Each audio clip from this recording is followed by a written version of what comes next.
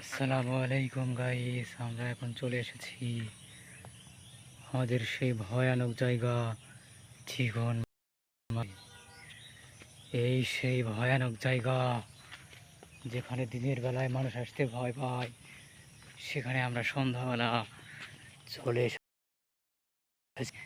এইখানে অদ্ভুত অদ্ভুত প্রজাতির জীব পাওয়া যায়, যেটা আপনারা দেখলে ভয় পাবেন। এই সেই অদ্ভুত জীব, আপনারা কেউ ভয় করবেন না।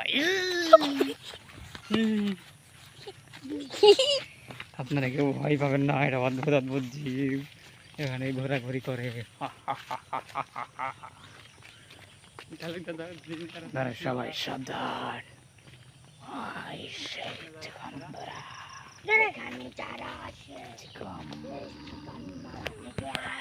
তো পারো নাই